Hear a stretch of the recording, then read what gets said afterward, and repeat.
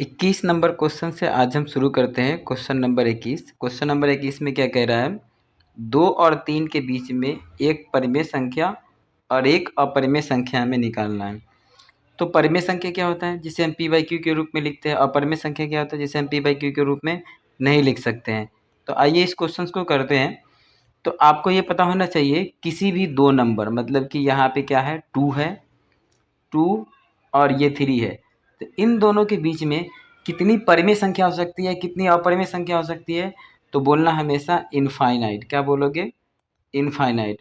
तो मतलब किसी भी दो संख्या के बीच में जो परिमेय संख्या होती है वो होती है इनफाइनाइट। कितनी होती है, इनफाइनाइट। लेकिन हमें क्या निकालना है, एक परिमेय निकालना है, एक क्या निकालना है, अपरिमेय निकालना है। किसके किसके बीच में, हमें 2 और 3 के बीच में निकालना है। तो अब हम देखते हैं यहाँ पे कि अगर क्या करो, इसको इसके बीच में निकालना है ना, तो क्या कर लो, 2 + 3 अपॉन में 2। ठीक है, अपॉन में क्या लिखना है, हमें 2 लिखना है। तो इन दोनों को ऐड करोगे तो ये क्या हो गया, 5 अपॉन में 2। इसको काटोगे तो क्या आ गया, आपका क्या आ गया, तुम्हारा 2.5। तो 2.5 क्या आ गया, यह एक परिमेय संख्या है। कैसी संख्या है यह, एक परिमेय संख्या आ गया। अब ये जो 2 और 3 है, 2 और क्या है, 3 है, इन दोनों को ऐड किया तो क्या आ गया, 5 आ गया। तो अब इस 5 को क्या करो, रूट के अंडर में लिख दो। क्या लिख दो, रूट के अंडर में। तो ये √5 जो है, क्या इसे हम बाहर निकाल सकते हैं, नहीं निकाल सकते हैं। तो ये √5 जो है ना, ये क्या हो गया, अपरिमेय संख्या हो गया। तो ये इसका क्या बन गया, एक परिमेय संख्या निकल गया। तो परिमेय संख्या क्या हो गया, 2.5, और अपरिमेय संख्या क्या हो गया हमारा, ये हो गया आपका √5। तो आई होप आपको ये समझ में आया होगा। आइए नेक्स्ट क्वेश्चन करते हैं इसी का। अगला क्वेश्चन है, तो इसी का अथवा देखते हैं। इसी में क्या दिया हुआ है, और दिया हुआ है 0.1 और 0.11 के बीच में दो परिमेय संख्या प्रविष्ट करें। तो कितने करने हैं, दो। तो पहले संख्या लिखते हैं 0.1 और 0.11 के बीच में दो हमें परिमेय संख्या लिखना है। तो अब इसके बीच में भी हम इनफाइनाइट जो है ना, हम क्या लिख सकते हैं, परिमेय संख्या और अपरिमेय संख्या लिख सकते हैं। तो आप क्या कर सकते हैं, 0.1 और 11 है, तो इसका मतलब यहाँ पे देखो 0.1 0 दे दो, क्योंकि यहाँ पे क्या है, 1 है। तो इसके बाद 1 दोगे तो ये नंबर जो है ना, ये वाली नंबर इससे हमेशा छोटा होगा, इससे हमेशा क्या होगा, छोटा होगा। अब क्या कर लो, 0.102 दे दो, फिर ये दो संख्या हो गया। तो इसका मतलब क्या है, एक परिमेय संख्या ये हो गया, ये एक परिमेय संख्या ये हो गया। तो हमें क्या निकल गया कि इन दो नंबर के बीच में क्या निकल गया, परिमेय संख्या निकल गया, दो परिमेय संख्या। इसी तरह हम इसके बीच में भी हम इनफाइनाइट परिमेय और अपरिमेय संख्या निकाल सकते हैं। आई होप आपको ये समझ में आया होगा। नेक्स्ट क्वेश्चन की तरफ चलते हैं। ये जो क्वेश्चन है, क्वेश्चन नंबर 22। क्वेश्चन नंबर 22 में क्या कहता है कि क्वेश्चन नंबर 22 में कह रहा है कि त्रिभुज के कोण का अनुपात है। अनुपात का मतलब क्या होता है, रेशियो के अनुपात में है, त्रिभुज का कोण ज्ञात करें। तो हमें त्रिभुज का कोण ज्ञात करना है। तो अब हम क्या करते हैं, कोण को हम लेट करते हैं। कोण को क्या करेंगे, लेट। कोण बराबर हम मान लेते हैं x। क्या मान लेते हैं हम, x। तो ये हो गया आपका 2x, रेशियो के फॉर्म में है 3x, और ये हो गया 4x। हमें पता है त्रिभुज के तीनों कोणों का योग होता है 180। कितना होता है, 180। तो 2x + 3x + 4x बराबर 180। अब इसको ऐड करो, 4 3 7 2 9, 9x बराबर 180। तो यहाँ पे x बराबर क्या हो गया, 180 अपॉन में 9। इसको इससे काटोगे तो x बराबर हो गया आपका 20। तो x की वैल्यू क्या आ गई, 20। तो हमने किस फॉर्म में लिया इसको, 2x के फॉर्म में, 3x के फॉर्म में और 4x के फॉर्म में। तब क्या करो इसको आप, कि जो x की वैल्यू आई है ना, इसको पुट कर दो। तो 2 × 20, 3 × 20, 4 × 20, ये आ गया। तो अब इसको क्या करेंगे, 40, इसको करेंगे 60, इसको करेंगे 80। तो ये हमारे आ गए क्या, ये ट्रायंगल के एंगल्स आ गए, ये सारे के सारे। तो आई होप आपको ये समझ में आया होगा। नेक्स्ट क्वेश्चन की तरफ चलते हैं हम। अगला क्वेश्चन है हमारा, यहाँ पे कह रहा है कि x के, तो यहाँ पे देखो क्या है कि x बराबर 3 है, तो 3x³ माइनस 4x² प्लस का 7x माइनस 5 का मान ज्ञात करें। तो x की वैल्यू यहाँ पे दे रखी है, तो हमें क्या करना है, इसमें पुट करना है। x बराबर क्या दे रहा है, 3। क्या दे रखा है, 3 दे रखा है x बराबर। अब क्या करो, जहाँ जहाँ पे भी x है वहाँ वहाँ पे क्या पुट करो, 3 पुट करो। तो अब देखो 3 यहाँ पे x के जगह पे क्या है हमारा 3, तो 3³ माइनस 4 3² प्लस 7 3 माइनस 5। तो ये 3 और 3³ 3 3 9 माइनस 4 3 3 जा 9 प्लस 21 माइनस 5। अब 27 को 3 से करो तो 7 21 का 1 हासिल 1 3 2 6 और 2 8 81 माइनस 9 36 प्लस 21 माइनस का 5। तो हम क्या कर सकते हैं इसको, अब यहाँ पे देखो ये 81 ये 21 ये दोनों क्या है प्लस में है, तो इसको एक साथ लिख दो। 1 1 2 और 8 2 10 102 माइनस, ये दोनों माइनस में है तो इसको एक साथ लिखो। 6 5 11 हासिल 1 और मतलब कि 36 जो है ना, ये 36 और ये 5 दोनों क्या है नेगेटिव में है, तो हम ऐड कर लेंगे। तो 6 5 11 का 1 हो गया और यहाँ पे 3 और 1 क्या हो गया 4, तो 41। तब क्या कर लो 102 में से 41 माइनस करो, तो यहाँ पे आ गया 1 और यहाँ पे आ गया 10 में से 61, तो ये आंसर आ जाएगा आपका 61 आ जाएगा। तो ये सारे नंबर, ये जो क्वेश्चन है ये 2-3 मार्क्स के क्वेश्चन है, ठीक है। तो ये आपको समझ में आ गया। आइए नेक्स्ट क्वेश्चन की तरफ चलते हैं। नेक्स्ट क्वेश्चन कह रहा है हमारा कि इसे हम क्या करना है, सरल करना है। देखो इस वाले क्वेश्चंस को मैंने क्लास में भी समझाया है कि जब भी इस टाइप के क्वेश्चंस रहे तो जब भी रूट में रहे ना उसको क्या करो सिंपलीफाई करो, इसे सिंपलीफाई करो, इसे भी क्या करो सिंपलीफाई करो। तो सिंपलीफाई कैसे करेंगे हम, तो रूट 45 है, तो 45 को हम करेंगे 2 से 3 15 फिर 3 करेंगे 5, ये आ जाएगा 5। तो इसको हम क्या लिख सकते हैं, 3 2 टाइम्स है तो एक 3 बाहर आ जाएगा 5 अंदर रह जाएगा। फिर 20 है, इसको कैसे लिख सकते हैं हम, तो 20 का फैक्टर करोगे तो 2 यहाँ पे 10 फिर आ जाएगा 5 फिर आ जाएगा 5, तो ये 2 पेयर है तो ये 2 बाहर रह जाएगा और 5 यहाँ पे रह जाएगा। तो इस तरीके से हम 45 को क्या लिख सकते हैं, 45 को लिखा हमने 3√5 3√5, ठीक है। अब उसके बाद माइनस 3 मल्टीप्लाई 20 को क्या लिख सकते हैं 2√5, ये लिख सकते हैं। उसके बाद हम क्या लिखेंगे 4√5, ये लिख दिया।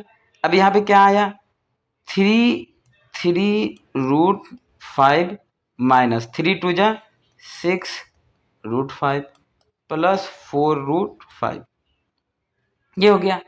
अब देखो 6√5 और 4√5, अब देखो ये क्या, ये 4 टाइम्स है ये 6 टाइम्स है, तब क्या होगा माइनस होगा। यहाँ पे माइनस का साइन है क्योंकि यहाँ पे कौन सा साइन है माइनस का साइन है, यहाँ पे क्या है प्लस का साइन है, तो माइनस होगा। और साइन किसका आएगा, साइन आएगा हमारा किसका आएगा बताओ, साइन आएगा हमारा नेगेटिव का। तो ये जो हमारा है 3√5 माइनस 2√5। अब इसमें भी क्या है रूट में 5, इसमें भी रूट में 5। अब 3√5 में से 2√5 जाएगा, तो 3 में से 2 जाएगा तो क्या बचेगा 1, तो सीधे √5 आ गया आंसर। तो इसका आंसर क्या आ गया √5 आ गया, ठीक है। आई होप आपको ये समझ में आएगा, नोट कर लेना इसे। अब नेक्स्ट क्वेश्चन हम करते हैं। ये क्वेश्चन है m के किस मान के लिए x³ minus 2mx² plus 16 x plus 2 से विभाजित है, विभाजित का मतलब डिवाइडेड है। तो आप सीधे सीधे इस टाइप का क्वेश्चन रहे ना x प्लस 2 बराबर में लिखो 0, तो x 2 को उससे ले जाओ तो माइनस का 2, क्या आ गया माइनस का 2। तो जो x की वैल्यू हमारे पास आई है इस x की वैल्यू हमें रखना है इक्वेशन में। कहाँ रखना है हमें, इक्वेशन में। तो इक्वेशन क्या है, तो इक्वेशन ये हमारा दे रखा है। तो अब चलो पुट करते हैं। तो इक्वेशन जो दिया हुआ है इस इक्वेशन में हम पुट करते हैं किसकी वैल्यू, x की वैल्यू। तो देखो यहाँ पे x की वैल्यू -2 का क्यूब -2, यहाँ पे 2 है, फिर m, अब यहाँ पे एक्स स्क्वायर तो -2 का स्क्वायर, ये एक्स स्क्वायर, तो अब यहाँ पे क्या है प्लस, उसके बाद है 16, क्या है 16, ये है, ये हमारा एक्स क्यूब था तो ये -2 का क्यूब, माइनस था यहाँ पे तो माइनस दे दिया, 2 था तो 2 दे दिए, m था तो m दे दिया, फिर एक्स स्क्वायर तो यहाँ पे -2 का एक्स स्क्वायर प्लस का 16। अब इसे हम क्या करेंगे, -2 का क्यूब है तो माइनस गुने माइनस हो जाता है माइनस, क्योंकि माइनस माइनस प्लस और प्लस माइनस माइनस हो जाता है, तो हम यहाँ पे लिख देते हैं -2 का क्यूब हो जाता है 8, ठीक है, माइनस की जगह पे माइनस, यहाँ पे हम लिखेंगे 2m मल्टीप्लाई -2 का स्क्वायर क्या होता है 4, प्लस का हो जाता है यहाँ पे 16। अब यहाँ पे -8 -2 4 जा माइनस का 8m प्लस का 16। अब देखो आप कि ये 8 है ये 16 है, तो अब यहाँ पे आप क्या लिख सकते हो कि 8 में से 16 में से 8 जाएगा तो 8 बचेगा, और वो भी साइन पॉजिटिव का तो क्या आ जाएगा पॉजिटिव का, तो -8m माइनस का 8, इसमें से इसे क्या कर दिया हमने माइनस कर दिया। तो अब देखो अब यहाँ पे क्या आया, तो ये सॉरी 8 जो आएगा वो प्लस का है, क्योंकि ये जो हमारे पास दे रखा है ये 16 क्या है प्लस का है, तो बड़ी नंबर है तो बड़ी नंबर का साइन होता है। तब हम क्या करेंगे कि 8 बराबर में इसको 0 लिखो, 8 बराबर ये माइनस का उत्तर जाएगा तो क्या हो जाएगा प्लस का 8m, तो अब क्या करेंगे m बराबर 8/8, ये कटेगा तो m बराबर क्या आ गया 1, तो m की वैल्यू क्या आ गई 1, तो इसका जो आंसर होगा m की वैल्यू आ जाएगी 1। तो आई होप आपको ये समझ में आया होगा, इसे नोट कर ले और कमेंट में ज़रूर बताएं कि आपको कहाँ पे प्रॉब्लम हो रही है और कैसा लग रहा है वीडियो। आइए अगले क्वेश्चंस की तरफ चलते हैं। ये क्वेश्चंस तो बेटा रामबाण है, ये समझो ब्रह्मास्त्र समझो, ये क्वेश्चंस एग्जाम में आने ही आने हैं, 3 मार्क्स के क्वेश्चंस है, ये चैप्टर 2 से है। कहाँ से है, चैप्टर 2 से है। इस क्वेश्चंस को बनाने का आसान तरीका क्या है कि हम क्या करते हैं, गुणनखंड करना है, इसको फैक्टराइजेशन बोलते हैं, फर्स्ट और लास्ट का मल्टीप्लाई, तो एक्स स्क्वायर मल्टीप्लाई 18, तो क्या हो गया 18x स्क्वायर, तो 18 को 2 से करेंगे तो ये आ जाएगा 9, फिर 3 आ जाएगा 3, फिर 3 1 जा 3। तो हमें इस वाले पॉइंट को 2 पार्ट में करना है, तो प्लस माइनस करने पे क्या आना चाहिए हमारा, ये आना चाहिए 9, तो इसका 2 पेयर बनाओ, तो 2 पेयर में 3 2 जा 6 और 3 1 जा 3, तो ये आ गया 6, ये आ गया 3, क्या आ गया 6 और 3, तो 6 और 3 इन दोनों को ऐड करेंगे तो क्या आ जाएगा 9 आ जाएगा। तो देखो x square plus 6x plus 3x plus का 18। देखो यहीं पे बच्चों को दिक्कत होती है, दिक्कत क्या होती है कि ये दोनों कैसे आ गया ये नहीं पता चलता। तो एक चीज़ आप हमेशा याद रखना कि इन ये जो दोनों बीच में हम लिखे हैं ना, इन दोनों को जोड़ने के बाद ये वाली आना चाहिए, इन दोनों को जोड़ने के बाद ये वाली बीच वाली आना चाहिए, और इन दोनों को मल्टीप्लाई करने के बाद ये जो हमने मल्टीप्लाई किया ये आना चाहिए। तो 6 3 जा क्या होता है 18, x गुने x तो 18x स्क्वायर, समझ में आया। तो ये चीज़ हमें ध्यान रखना है। तो यहाँ तक आपने कर लिया ना, तो समझो कि आपने आधा से ज़्यादा काम कर लिया, आपके क्वेश्चंस करने में कोई दिक्कत नहीं होंगे। अब इसका पेयर बनाओ और इसका पेयर बनाओ, इन दोनों के पेयर से क्या करो कॉमन लो, क्या करो कॉमन लो। तो हम क्या करते हैं यहाँ से कॉमन लेंगे, इन दोनों से और इन दोनों से कॉमन लेंगे। अब देखो क्या कॉमन ले सकते हैं, तो यहाँ पे x है और यहाँ पे क्या है 6x है, यहाँ पे क्या है x है, यहाँ पे हमने क्या देखा एक्स स्क्वायर देखा और यहाँ पे 6x है। एक्स स्क्वायर का मतलब क्या होता है x गुने x, एक्स स्क्वायर का मतलब क्या होता है x गुने x, तो एक x तो ले सकते हैं, तो अब बचेगा क्या x, ये प्लस है तो प्लस, तो 6x में से हमने x ले लिया था, क्या बचा 6, वेरी गुड ये हो गया। अब यहाँ पे प्लस है तो प्लस दे दो। अब यहाँ पे फिर से देखो आप क्या है 3x है और ये क्या है 18 है, अब 3x और 18 में क्या कॉमन आएगा? तो देखो x तो है नहीं दोनों में, तो एक में है x, इसीलिए हम x नहीं लेंगे, दोनों में होना चाहिए। ये 3 है, इसमें क्या है? 3 है, और इसमें क्या है? 18 है। तो 3 1 जा 3, ठीक है, और 3 6 जा 18, तो यहाँ से दोनों में है, दोनों में है, 3 दोनों में है, क्योंकि 18 को हम क्या लिख सकते हैं कि 6 गुने 3, क्या लिख सकते हैं? 6 × 3 लिख सकते हैं। तो यहाँ पे क्या करो आप, यहाँ पे 3 कॉमन ले लो, यहाँ पे बच गया x और प्लस का 6। तो एक चीज़ हमेशा याद रखना कि ये जो पार्ट है और ये पार्ट है, दोनों इक्वल आना चाहिए। मतलब कि ये जो बीच वाली जो पार्ट आपको दिख रहा है, ये वाली पार्ट और ये वाली पार्ट दोनों इक्वल आना चाहिए। तो इन दोनों पार्ट के जगह पे एक पार्ट लिख दो, x प्लस का 6 लिख दिया। अब ये जो बचा हुआ है ये x और ये बचा हुआ है ये +3, तो x + 3, ये दो चीज़ आ गया, यही हमारा आंसर हुआ। आई होप आपको ये समझ में आया होगा। अगर कोई भी दिक्कत हो तब भी आप बताना मुझे।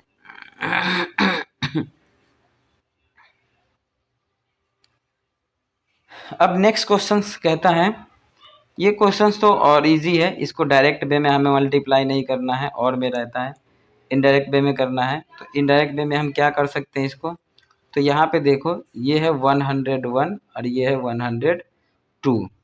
तो 101 का मतलब 100 प्लस का 1 इंटू 100 प्लस का 2, इसे हम ऐसे लिख सकते हैं। तो अब क्या होता है, एक फॉर्मूला होता है, तो फॉर्मूला होता है तो फॉर्मूला पे करो, फॉर्मूला याद है तो, और नहीं याद है फॉर्मूला तो हम क्या करते हैं, ऐसे सिंप्लीफाई करते हैं। क्या करेंगे, इस वाले पार्ट को आप बाहर लिखो और इस वाले पूरे पार्ट को यहाँ पे लिखो, फिर इस वाले पार्ट को आप बाहर लिखो साइन के साथ, फिर इस वाले पार्ट को क्या करो आप अंदर की तरफ लिखो 100 प्लस का 2। अब क्या कर लो, इसे सॉल्व करो और कमेंट बॉक्स में इसका आंसर बताओ। देखते हैं कितने सिंसियर हो आप लोग पढ़ाई में।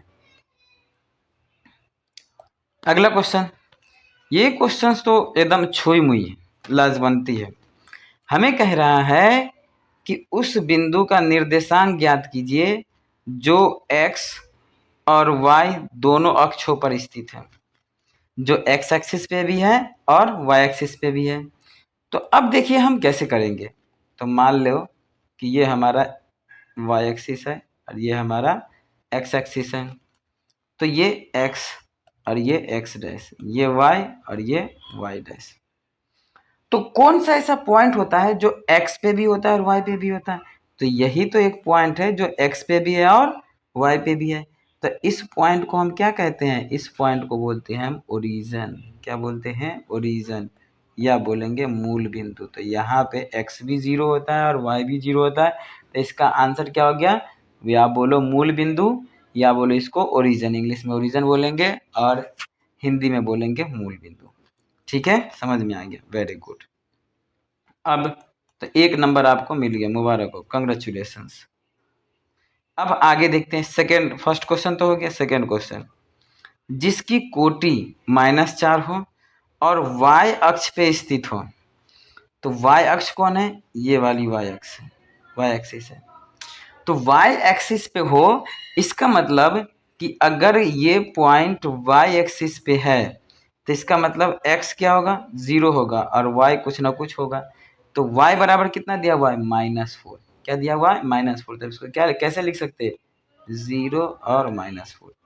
तो 2 का आंसर ये हो गया। ठीक है, कंग्रेचुलेशन, आपने ये भी कर लिया। उसके बाद कह रहा है कि अगला क्वेश्चन कह रहा है कि जिसका भुज क्या हो, 5 हो और वो x एक्सिस पे हो।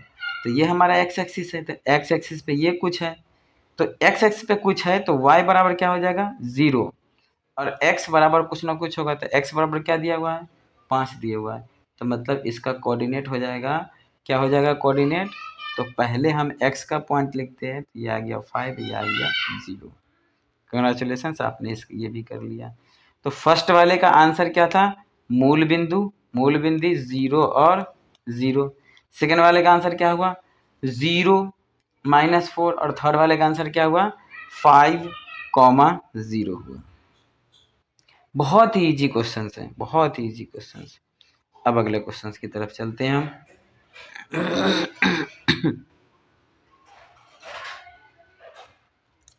अब ये क्वेश्चन देखो, कह रहा है निम्नलिखित आकृति में ए बी पैरेलल है सी डी के। तो ये ए बी लाइन है और ये सी डी लाइन है, ये दोनों क्या है, पैरेलल है। उसके बाद सी डी पैरेलल है ई एफ के। सी डी पैरेलल किसके हैं, सी डी पैरेलल है ई एफ के, मतलब कि ये तीनों लाइन एक दूसरे के पैरेलल है। अब ये कह रहा है कि वाई जेड और 3 7, वाई जेड बराबर 3:7 है। तो मतलब कि वाई जो है वो 3 है और जेड जो है वो क्या है, 7 है। तो हमें फाइंड आउट करना है एक्स। क्या फाइंड आउट करना है, एक्स। तो ये फाइंड आउट करना है। अब आप ये देखो कि अगर हमें किसी भी तरह ये एंगल पता चल जाए तो हम इन दोनों का सम जो होता है वो क्या होता है, 180 होता है इस वाले का। तो y और ये, तो ये भी तो y होगा, क्यों, क्योंकि ये वर्टिकल अपोजिट एंगल है। कैसा एंगल है ये, वर्टिकल अपोजिट एंगल। तो हमें पता है कि y प्लस जेड बराबर हो जाएगा 180। तो y प्लस जेड, तो y कितना है 3 और z कितना है 7। तो अब क्या करो, इसको तुम मान लो कुछ भी, a मान लो, a एंगल मान लो। तो ये हो जाएगा 3a और ये हो जाएगा 7a। तो ये आप लिखो 3a प्लस 7a बराबर 180। तो ये हो जाएगा 10a बराबर 180। अब ये a बराबर 180 बट्टे में 10, इससे ये कट गया। तो a बराबर कितना आ गया, 18। a बराबर कितना आ गया, 18। तो 3a, तो 3a का मतलब a की वैल्यू कितनी आ गई, 18। तो 18 तिहाई 54। 7a, तो 18 का टेबल 17 टाइम्स, 7 टाइम्स करो। 18 36 34 88 72 85 90 18 26 126। तो मतलब कि जो आपका z है, जो z है ये आ गया 126, ठीक है। और जो आपका y है ये कितना आ गया, आपका आ गया 54, ठीक है। इतना आप नोट करो, पॉज करके वीडियो मैं मिटाता हूँ फिर आगे बताता हूँ।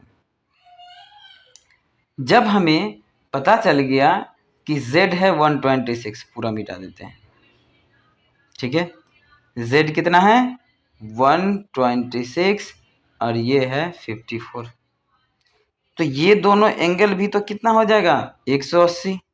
तो इसका मतलब x प्लस 54 बराबर 180, ठीक है।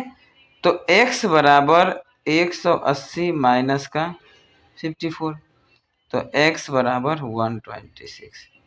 और यही पूछा था हमसे कि find the value of x, find the value of x। तो x की वैल्यू हमने फाइंड आउट कर लिया।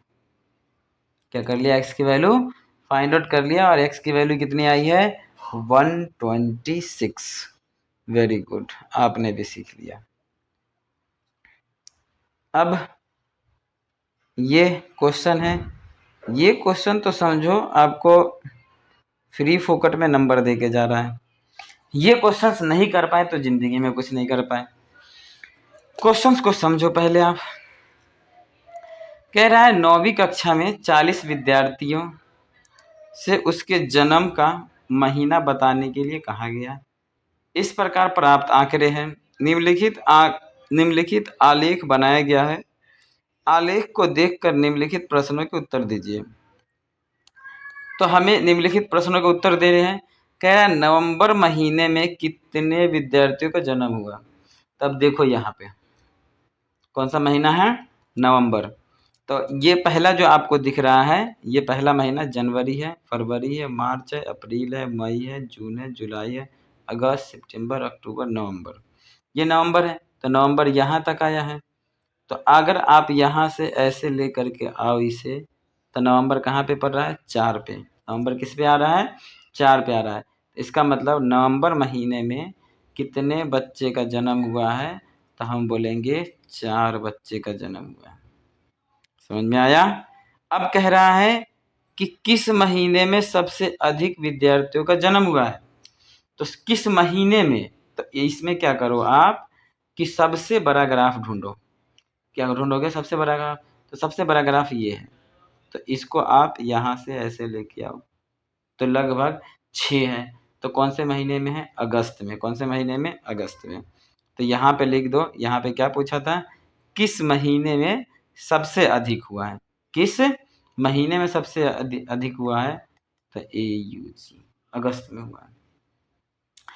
किस महीने में सबसे कम विद्यार्थियों का जन्म हुआ है? तो किस महीने में सबसे कम विद्यार्थी का जन्म हुआ? तो सबसे छोटा ग्राफ ढूंढो, तो ये वाली है। ये क्या है? जून। क्या है? जून है।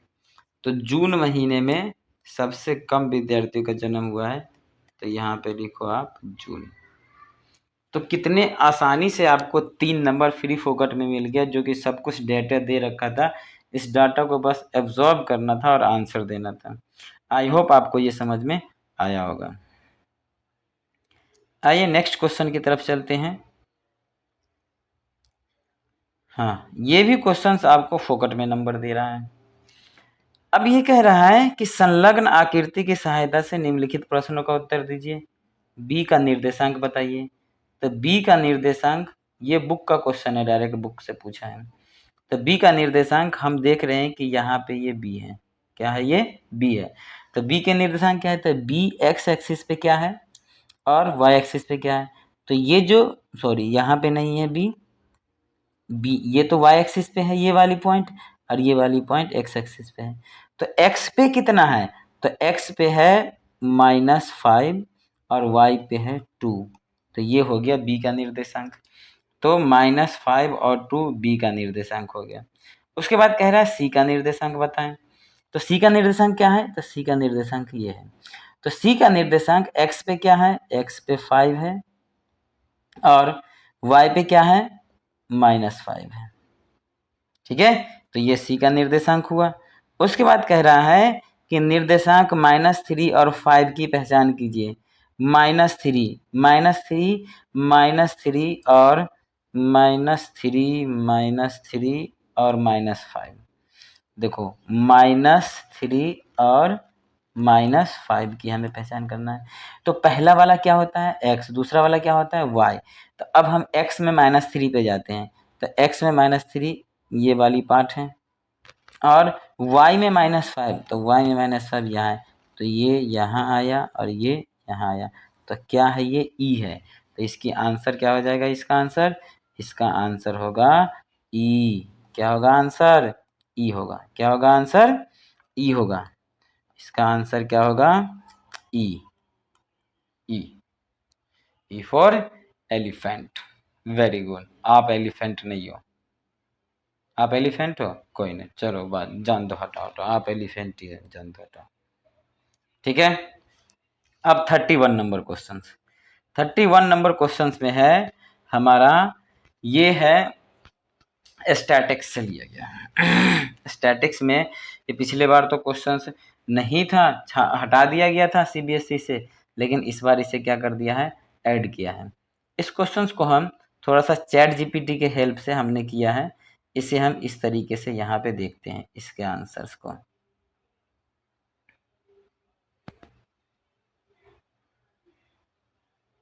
चलिए इसे हम समझेंगे। ठीक है, कह रहा है कि 30 विद्यार्थी, कितने विद्यार्थी? 30 विद्यार्थियों के रक्त समूह का रिकॉर्ड है। 30 विद्यार्थी का मतलब टोटल 30 स्टूडेंट है, और यहाँ पे ब्लड ग्रुप दे रखे हैं। क्या दे रखे हैं? Blood group. तो ब्लड ग्रुप ये सारा है, ये सारा का सारा क्या है? ये ब्लड ग्रुप है। तो ब्लड ग्रुप कितने प्रकार के हैं? तो ब्लड ग्रुप आप देखोगे तो ब्लड ग्रुप के प्रकार है यहाँ पे, पहला ए है, दूसरा बी है, तीसरा ओ है और चौथा क्या है? ए बी है। तो ये 4 प्रकार के ब्लड ग्रुप हैं, और 4 प्रकार के ब्लड ग्रुप में हमें कह रहा है इन आंकड़ों के लिए एक बारंबारता बंटन कीजिए, फ्रीक्वेंसी डिस्ट्रीब्यूशन करना है। तो यहाँ पे पहले लिखना है हमें रक्त समूह, टैली मार्क्स लिखना है। उसके बाद हमें लिखना है फ्रीक्वेंसी कितना है। ठीक है, और उसके बाद है रिलेटिव फ्रीक्वेंसी। तो अब देखो कि जो ए है ना, वो टोटल है 12 टाइम्स। कितने टाइम्स है? 12 टाइम्स है। तो अब देखो यहाँ पे आपको, अगर आपको विश्वास नहीं है तो हम क्या करते हैं, ए का हम काउंटिंग करते हैं। पहला एक, ओहो, 1 2 3 4 5 6 7 8 9 10 11 12 हो गया ना, 12 दफा। तो आप बोलोगे अरे मास्टर ये छोड़ दिया, ये ए बी है ये ए बी है, मास्टर छोरा नहीं है, मास्टर को दिखता है। ये भी ए बी है, ये भी ए बी है, हमें सिर्फ लेना था ए, हमें सिर्फ क्या लेना था ए। तो आ गया ना 12। उसके बाद क्या है बी, बी कितने टाइम्स है 8 टाइम्स है, तो बी का काउंट कर लेना।